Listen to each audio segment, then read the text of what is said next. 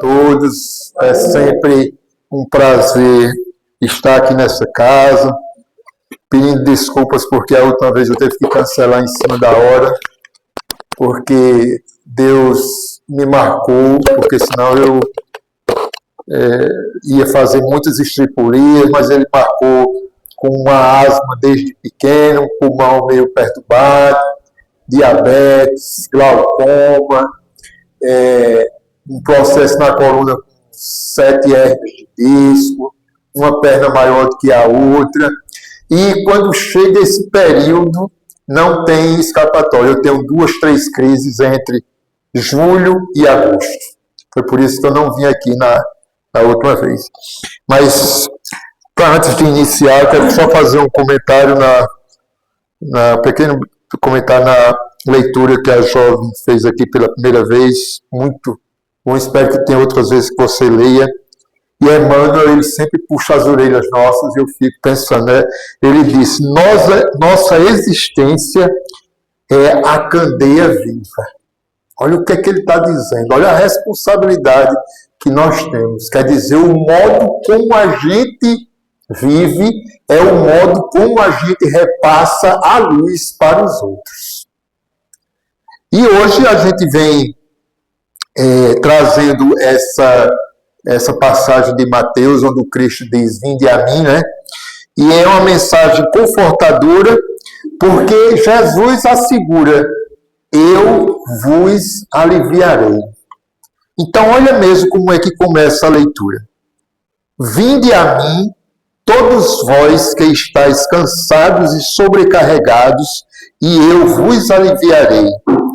Tomai sobre vós o meu jugo, e aprendei de mim, que sou manso e humilde de coração. E achareis descanso para as vossas almas, porque o meu jugo é suave e o meu fardo é leve. Isso aqui a gente vai encontrar em Mateus, no capítulo 11, nos versículos 28 a 30. Por que o Cristo diz, vinde a mim, e não disse logo assim, vá a Deus? Esse vinde a mim é um convite que ele está fazendo a gente, né? Mas por quê? Porque ele já tinha dito que ele é o caminho da verdade e da vida. Que ninguém vai ao Pai se não for por ele. Mas por que por ele? Porque, como nós sabemos, na literatura espírita, é o espírito mais puro que já passou pela Terra. É um dos co-criadores do planeta Terra. Na realidade, ele é o gerente, o governador, o coordenador que executou a construção do planeta Terra. O planeta Terra tem hoje, segundo os cientistas, entre 4,5 bilhões a 5 bilhões de anos. Isso quer dizer que há 4 bilhões de anos ou há 5 bilhões de anos, o Cristo já era um espírito perfeito. Por isso que ele diz, vinde a mim, porque a gente tem ele como modelo e guia, como diz no livro dos Espíritos. Qual o modelo, o modelo que a gente deveria seguir para ter como base, né, uma vivência harmoniosa? Aí os Espíritos respondem, Jesus.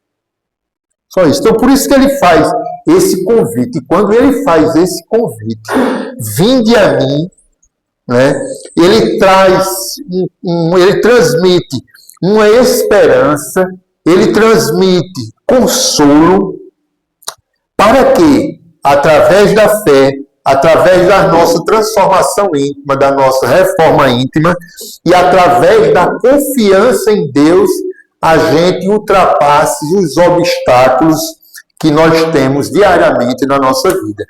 E não são obstáculos fáceis. Cada um de vocês aqui, cada um de nós aqui, temos as nossas dificuldades diárias em todos os âmbitos, seja ele em casa, em família, seja ele no trabalho, seja ele na convivência com os amigos no centro espírita, seja ele na rua, nós temos os nossos gargalos, os nossos problemas.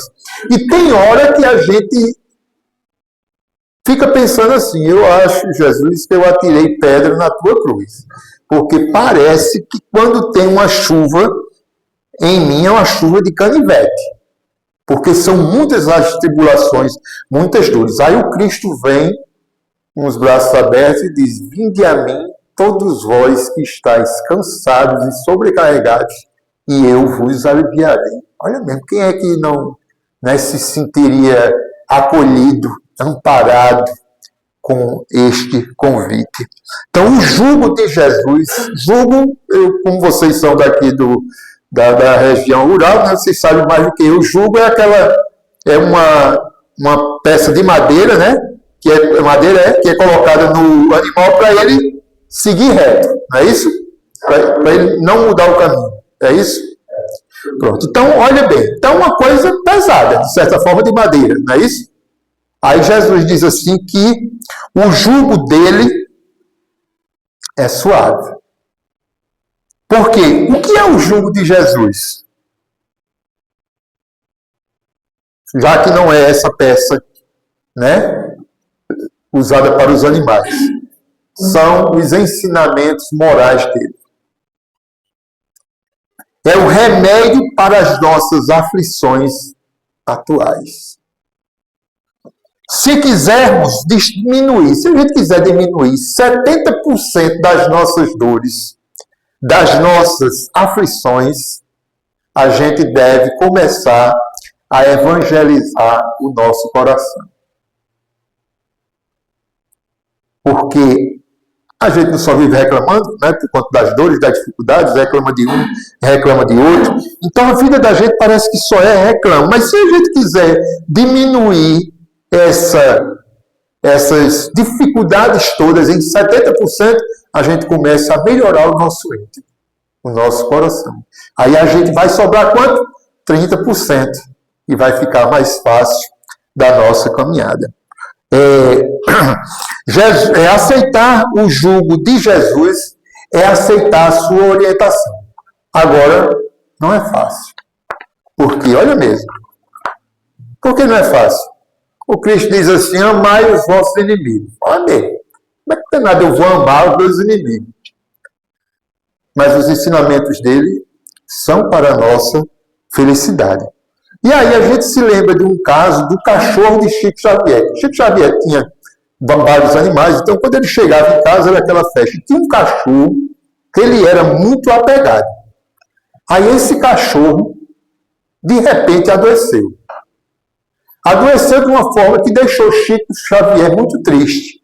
E as pessoas viram que Chico Xavier estava triste porque o cachorro estava doente.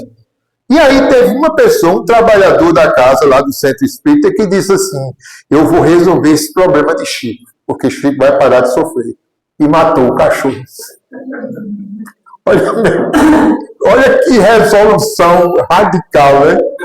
Sem pena do coitado. Não sabia nem se o coitado queria morrer naquela hora. Pois ele matou o cachorro e Chico Xavier ficou muito triste.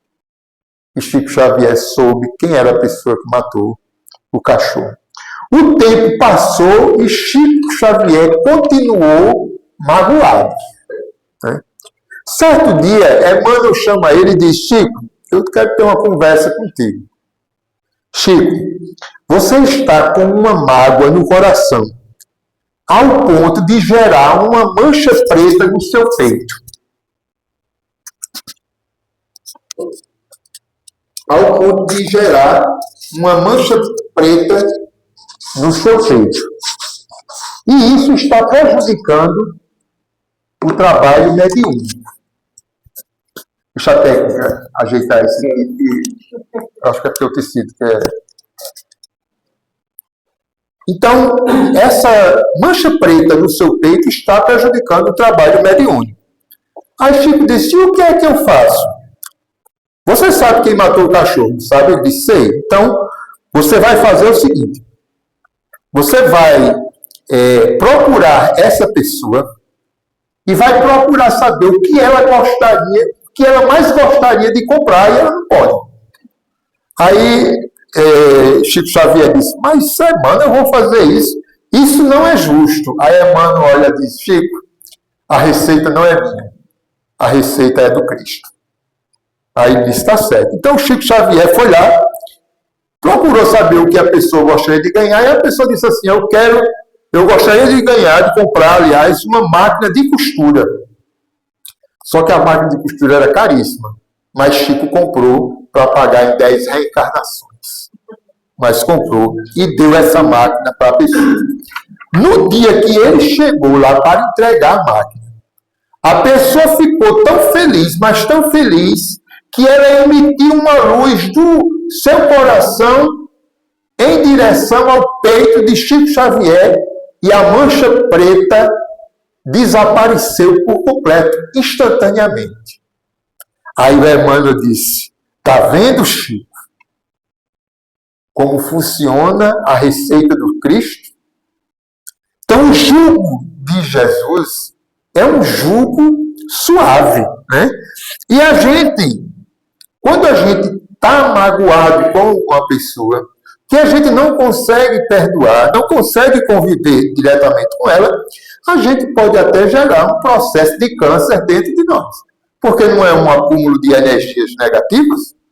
Se Chico Xavier continuasse com aquela negatividade, aquela mancha preta, que já estava se formando no seu perispírito, no seu corpo espiritual, iria depois se exteriorizar para o corpo físico. E a gente nunca pensa que todas as nossas emoções, todos os nossos equilíbrios e desequilíbrios, eles que são fixados no perispírito, mentalmente por nós, terminam gerando um processo no corpo físico. Por isso que a receita do Cristo é o seu jugo, e o seu jugo diz assim, dá um direcionamento certo para que a gente seja feliz. Então, o que é que a gente deve fazer para evitar essa mancha preta? Para evitar esses desgastes? Perdoar. Perdoar. Perdoar. E não é fácil. Então, o jugo do Cristo é suave. A pessoa que nos magoou, aí vejamos bem, a pessoa que nos magoou, ela vai ter um acerto. Com quem? Com a justiça divina. Não foi ela que fez o mal a gente? Então, se ela nos magoou, a gente deve ficar tranquilo que ela vai fazer essa reparação em um determinado momento. Pode não ser conosco, mas ela vai ter que prestar contas à justiça divina, e a justiça vai dizer, olha, você protagonizou esse mal, agora é contigo, a bola está contigo. Quem pode resolver isso é você. Então, o Cristo diz, meu jugo é suave. E por que é que o jugo do Cristo é suave? Porque duro e difícil é magoar. Veja o peso. Duro e difícil é magoar. Perdoar é muito difícil. Perdoar é muito difícil. Mas odiar é muito mais. Nós queremos que uma pessoa que a gente não gosta de conviver com ela, que ela nos faz mal. A gente quer passar com ela 20 reencarnações sucessivas, com essa pessoa perto de nós, perturbando. Então, o que é que a gente deve fazer? A gente deve fazer o que o Cristo pede. Perdoar. Porque aí ela vai seguir. Né? Então, eu sempre brinco que tem umas mulheres, tem uns maridos que dizem assim, graças a Deus, olha, eu estou fazendo tudo para nunca mais ir com meu marido ou com minha mulher. Pronto, eu estou fazendo tudo certinho, tá? Para que Deus veja que eu, só porque eu não quero vir com ele nas próximas reencarnações. Vai vir por umas 20 ou 30 reencarnações depois. E às vezes volta na mesma função, ou como mulher ou como homem, mas bem, né? Porque ali dentro a gente está justificando a nossa vida por ele ou por ela, né? Achando que ele é o gargalo de nossa vida. E a gente nunca se esquece, a gente pensa que sempre os outros são os problemas de nossa vida. E a gente esquece de que foi a gente que pode ter gerado aquele problema. Por isso que nós estamos na família certa, com as pessoas certas, com os vizinhos certos, com os patrões certos. E eu vou ajuntar porque a gente não é de ferro, com o governo certo. Porque fomos nós que trabalhamos tudo isso aí. Então, se a gente quer fazer com que essa pessoa conviva conosco, essa pessoa que nos machuca, então nós passemos a odiá-la. Cada vez mais. E aí elas não vão sair perto da gente. Então, por isso que perdoar é mais suave. O amor liberta. O ódio escraviza. É tanto que quando a gente tem ódio, uma pessoa nos fez uma raiva, naquele dia a gente não dorme direito. A gente passa uma semana pensando, 15 dias, e toda vez que encontra a figura, a gente vem na mente aquela situação que nos causou. Então o ódio, ele é mais pesado do que o perdão, mas o perdão é suave. A humildade é mais suave do que o orgulho. A disciplina é mais suave do que a indisciplina. Toda vez que nós somos indisciplinados, nós pagamos um preço muito grande. O ódio, ele é doce quando a gente põe ele na boca. Mas ele é amargo para o resto de nossas vidas. Olha bem o que ele diz aqui. O perdão é amargo quando a gente põe na boca. Porque não tem coisa, pelo menos para mim, né, mais difícil do que perdoar. Mas quando a gente perdoa, esse perdão se torna doce para o resto da vida. Então, qual é melhor? É a gente ficar com ódio dentro da gente ou perdoar?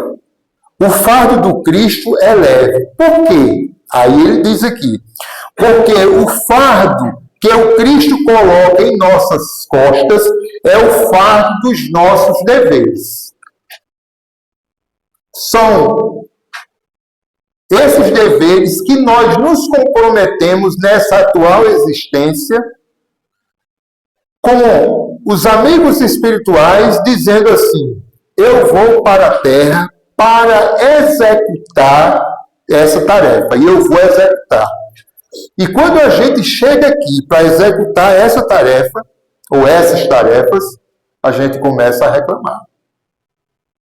A gente reclama do sol, a gente reclama da chuva, a gente reclama se o dia está quente, se o dia está frio, a gente reclama porque no local que eu trabalho, eu dependo de 3 pessoas e nesse dia faltaram 10, e aí sobrou tudo para mim.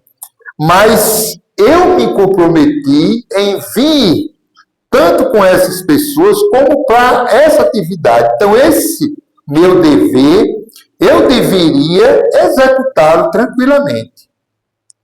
Quando nós executamos os nossos deveres, nós dormimos em paz. Nós dormimos tranquilos. Então, esse jugo do Cristo são os nossos deveres. É como se ele dissesse assim, olha, isso aqui foi o que você preparou na existência passada e agora você está executando, ou tentando executar, esses deveres. Né? Então, quem aceita as aflições está iluminando os caminhos futuros. Olha que pérola. Ah, Jefferson, mas eu vou aceitar essas aflições só por aceitar cegamente? De jeito nenhum. Nós não estamos mais, pelo menos nós que estamos aqui, não estamos mais sobre as ordens das religiões do passado dominante, onde elas diziam que a gente tinha que fazer, senão a gente ia para o céu ou ia para o inferno. E a gente não sabe, mas não trabalha mais com essa parte. Nós trabalhamos com essa questão da reforma íntima, que cabe a cada um de nós o melhoramento das nossas condições de vida. Então, quando eu aceito essas aflições, e eu aceito de forma, usando a razão, e aí eu digo, eu tenho tantas dores, mas eu não fiz nada nessa vida Por que é que eu estou passando por todas essas dificuldades? E aí, eu saio desse nível e vou para o outro. Então, se eu estou passando por essas dificuldades, essas aflições, essas dores, essas agonias, e não tem relação com as coisas que eu faço aqui, porque eu faço as coisas tudo corretamente, então essas aflições só podem estar em uma vida passada. Então, quando a gente aceita as aflições nesse patamar de que todas essas aflições foram causadas por mim mesmo, então esse fardo começa a ficar leve e eu estou me iluminando para caminhos futuros. Isso quer dizer que em eu aceitando as diretrizes de Deus para a minha caminhada e eu cumprindo com os meus deveres como eu prometi cumprir, isso quer dizer que minhas vidas futuras vão ter os fardos leves. Agora, vamos pensar o seguinte. Chico Xavier trabalhava de 7 da manhã às 5 da tarde. E de 7 da noite até às 4 horas da manhã, ele trabalhava no centro espírita. Ele tinha muitas dificuldades de saúde, problema no coração, problema na visão. Ele tinha dificuldades porque as pessoas ficavam, numa comunidade, é natural que surja desavença, e ele estava lá. Ele tinha que estar psicografando os livros. Ele tinha que psicografar as cartas das mães que iam lá em busca de consolo. Ou seja, ele tinha uma gama de tarefas que a gente aqui não conseguia executar, nem 10% dela. Mas já era um espírito bom. Já era um espírito que iluminou o seu caminho futuro. Todas essas atividades que Chico Xavier realizava, nenhuma delas tinha peso. Nenhuma delas era um fardo pesado. Por quê? Porque ele executava com amor, porque ele sabia que tinha vindo para aqui, para a Terra, para, nessa existência, ser o correio de luz do povo brasileiro. Ser o intercâmbio entre os mortos e nós, os vivos, aqui, com as suas obras psicografadas e com o seu exemplo. Então, a gente está, justamente quando a gente aceita essas aflições, a gente está iluminando esses caminhos. Por isso que o fardo do Cristo é leve. E vale a pena a gente executar os nossos deveres como a gente foi inquirido, foi questionado na vida anterior, dizer, olha, você vai fazer isso aqui? Pô, vou fazer isso. Então, cumpra com tua obrigação. E como Cristo diz, a gente deve executar com brandura e humildade. Na atual existência da gente, nem sempre a gente vai executar os nossos deveres com brandura e humildade. Por exemplo, quando minha esposa me pede para lavar aquele uma de louça, e eu perco a paciência. Mas eu lavo. Hoje ela fez uma mágica. Eu acho que todas as mulheres são assim. Eu acho que talvez você até não. Mas hoje eu lavei em casa, de manhã eu posso pegar na água sem problema por conta da frieza, e lavei toda a louça. Fui para a cama, deitei. Quando ela chegou, uma hora depois que ela estava numa palestra, eu inventei de me levantar, pois a pia estava lá daquele jeito de novo. E eu disse, você é família de Odine, o grande mágico que já apareceu na Terra, de Mandrake, seja lá o que for. Ela disse, por que isso? Porque eu tinha lavado toda a louça e a pia não tinha um garfo na pia. Ela disse, meu filho, sabe como é, né? Pronto, nem sempre eu aceito isso aí, mas eu tenho que executar.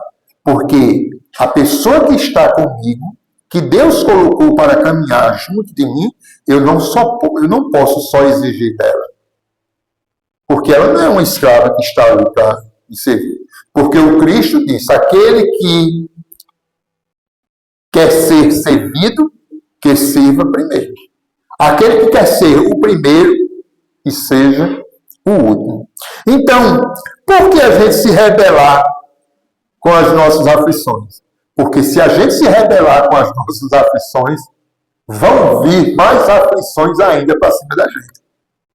Então, seria interessante a gente aceitar e ir trabalhando essa nossa cabeça. Então, essas lições da doutrina espírita são lições fantásticas para a gente, para a nossa vida. Porque, antigamente, as religiões diziam: se você fizer isso, você vai para o céu. Se fizer isso, você vai para o inferno. Olha, você não deve fazer isso. Olha, você não deve tomar banho nesse dia, porque senão você entrega. Olha, você não deve... E aí a gente executava essas ações, mas pela questão do medo. E Jesus veio para trazer o amor e não veio para trazer o medo.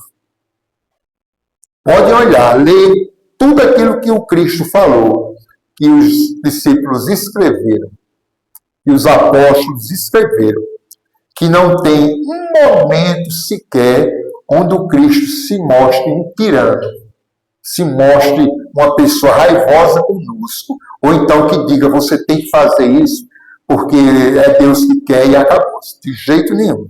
Então, vem a doutrina espírita, que é considerada o consolador prometido. Por que este consolador? Porque o Cristo não é o consolador? Porque a doutrina espírita, ela veio nos trazer os ensinamentos do Cristo de uma forma mais suave, mais branda, para a gente conviver aqui na Terra. Então, o Espiritismo, ele traz a mesma coisa do Cristo: esclarecimento e consolo. Consolo quando Cristo diz: vinde a mim, todos vós que estáis cansados e sobrecarregados, e eu vos aliviarei.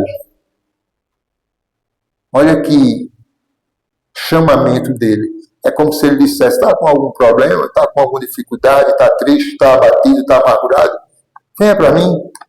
Então, esse esclarecimento e este consolo faz com que a gente realmente veja o Cristo como esse amor que ele era, que ele é o amor. Então, a doutrina espírita esclarece que o Cristo esclarecia.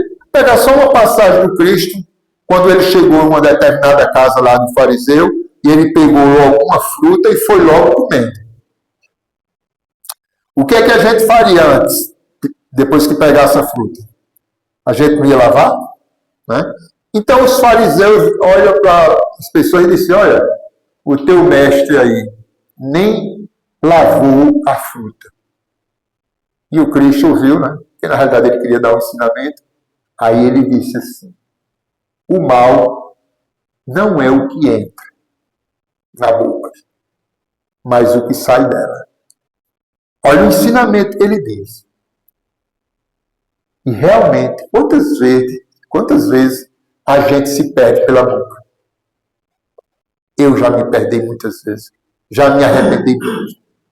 E ainda vou continuar me perdendo, porque essa é a nossa caminhada e a gente cai, se levanta, mas a gente nunca deve deixar de insistir para que a gente seja melhor. Então, as lições do Espiritismo são de esclarecimento e consolo. E aí, para a gente finalizar, tem uma mensagem de Emmanuel também, intitulada Lágrimas, do livro Caminho, Verdade e Vida. Essa mensagem é de número 172. E o trecho evangélico que ele observa é esse: vinde a mim, todos os que estáis cansados e sobrecarregados, e eu vos aliviarei.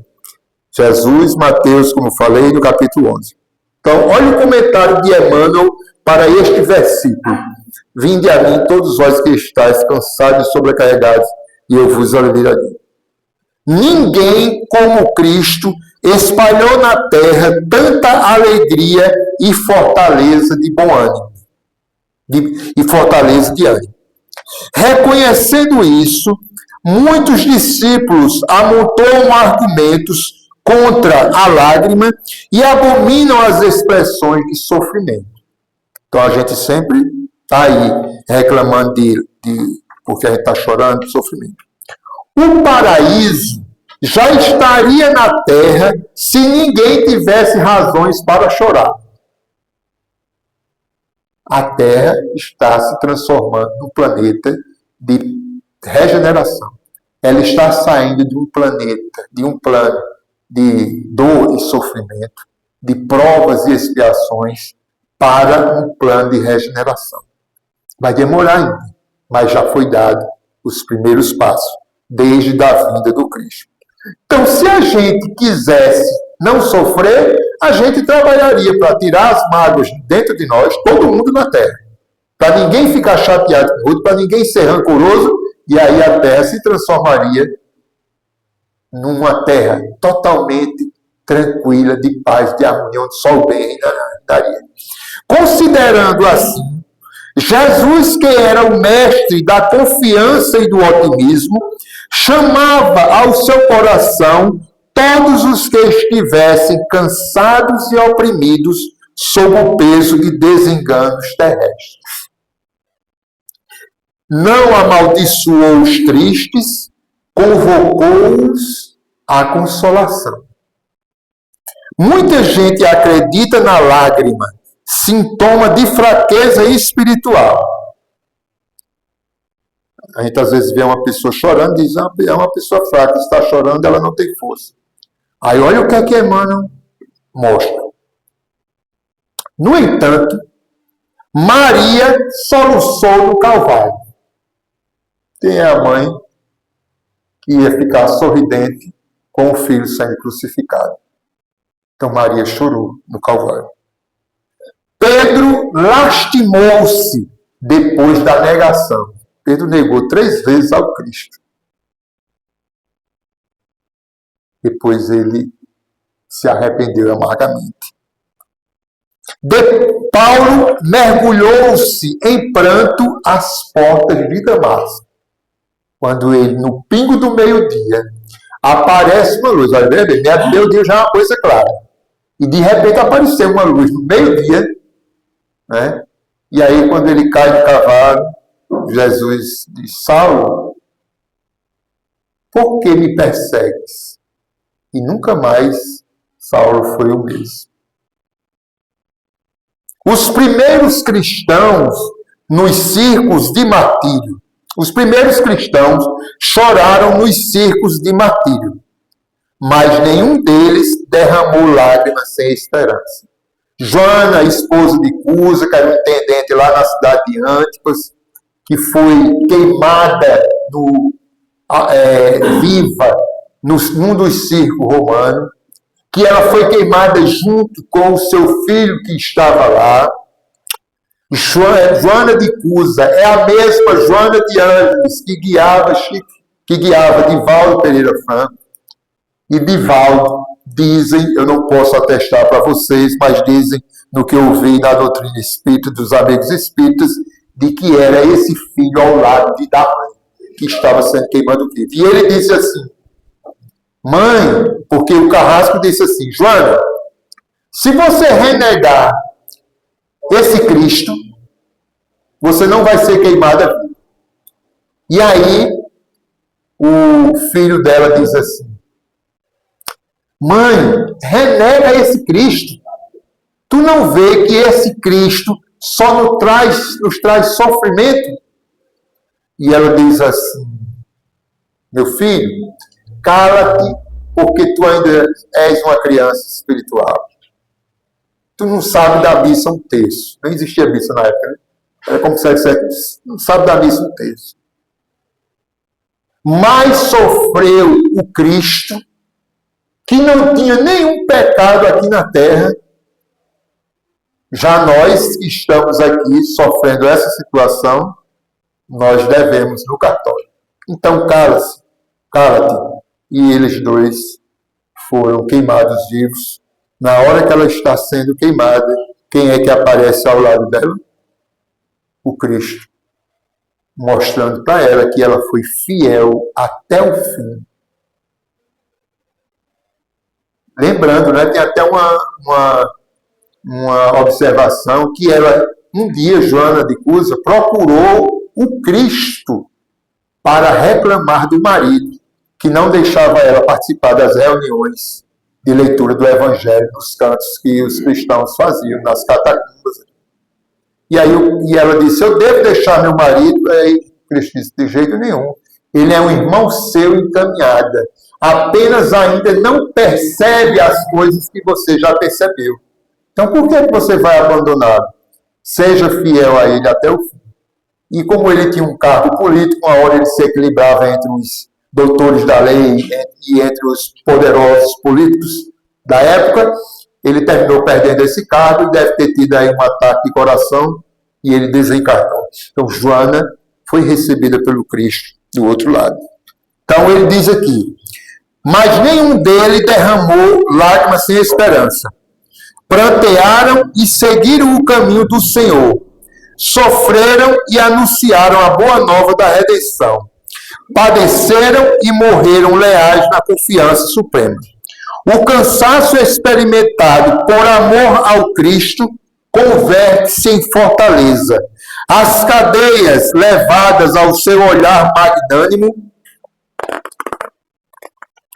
transformam-se em laços divinos de salvação. Caracterizam-se as lágrimas através de origens específicas, mostrando que as nossas lágrimas, elas têm origem na nossa culpa, de outros eventos aí, de outros vidas. Quando essas lágrimas nascem da dor sincera e construtiva, são filtros de redenção e vida. Quantas vezes a gente num problema chora e depois que a gente chora, parece que a gente ficou mais forte, porque a gente botou para fora, lavou aquela dor. No entanto, se essas lágrimas procedem do desespero, são venenos mortais. Encerra Emmanuel essa sua mensagem. Então, esse era o estudo que a gente trouxe nessa noite, para que a gente reforce que nós somos privilegiados por ter um amigo, que esse amigo é divino pela sua característica de espírito superior, que ele sabe das nossas dores, das nossas dificuldades, das nossas necessidades, e que ele está sempre de braços abertos para nos receber. Basta que cheguemos em casa ou em algum lugar e conversemos com ele, pedindo orientação para aquele roteiro da nossa vida que muitas vezes se apresenta cheio de dificuldades. Que Deus, Jesus, Nossa Senhora, os bons espíritos, Bezerra de Menezes, Chico Xavier, Eurípides Bassanufo, Irmã Sheila, esses espíritos que nos trouxeram tantos exemplos, como Chico Xavier, nos abençoe hoje e sempre.